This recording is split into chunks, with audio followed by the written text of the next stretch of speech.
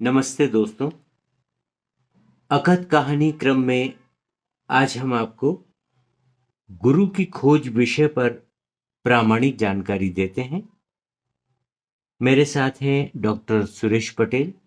तो आइए अकथ कहानी के इस अंक में सुनते हैं कि किस प्रकार से संत कबीरदास जी ने अपने गुरु की खोज की। डॉक्टर सुरेश पटेल। जी शशिकांत जी। अब जब उनको शिक्षा के जो उस समय के केंद्र थे उनमें जब प्रवेश नहीं मिला तो वो प्रकृति के साथ साक्षात करते हुए सीखने लगे। उन्होंने देखा कि ये हवा है, किसी के साथ भेदभाव नहीं करती है। ये पानी है, किसी के साथ भेदभाव नहीं करता है। ये मिट्टी किसी के साथ भेदभाव नहीं करती है।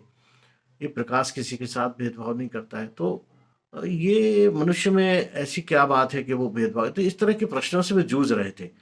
अब जब जूझते जूझते फिर भी उनको लगा, और दूसरी बात उनके साथ ये थी कि उस समय की परंपरा में यदि किसी का कोई गुरु नहीं होता था तो उसको निगुरा कहा जाता था। और जो निगुरा रहता था वो उसके कि भाई आपका तो कोई गुरु ही नहीं है। तो ये सवाल भी उनके सामने टकरा रहा था। तो वो उस समय के जो बहुत ही ख्याति नाम जिन्होंने पूरी भक्ति की धारा को बदला, और उनका बड़ा योगदान है, रामानंद जी बनारस आए हुए थे। और जैसा कहा भी जाता है कि भक्ति द्रावण उपजी, लाए रामानंद प्रगट करी कबीर ने सात दीप नौखंड।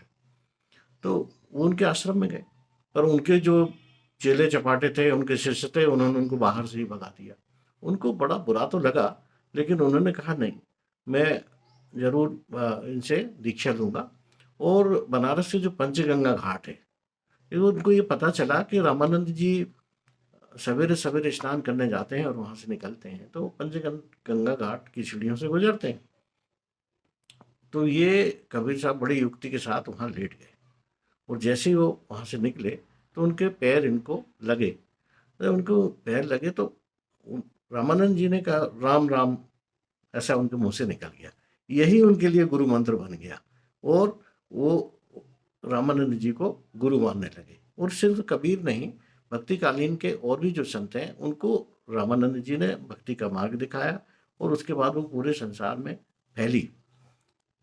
तो उन्होंने गुरु की खोज, हालांकि कई स्कॉलर ये कहते हैं कि रामानंद जी के वो शिष्य नहीं थे, लेकिन प्रमाणिक जानकारी जो कबीर चौरा मठ जो उनका पीठ है वहाँ से यही जानकारी प्रमाणिक मानी जाती है।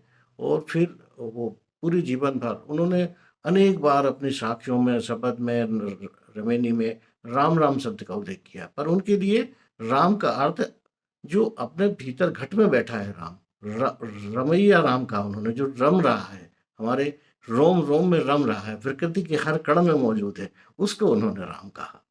ये इस तरह से उन्होंने गुरु से दीक्षा ली।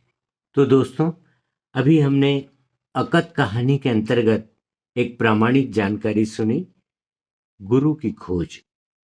प्रस्तुत कर रहे थे डॉक्टर सुरेश पटेल। और अकथ कहानी का ये अंक अब यहीं संपन्न होता है।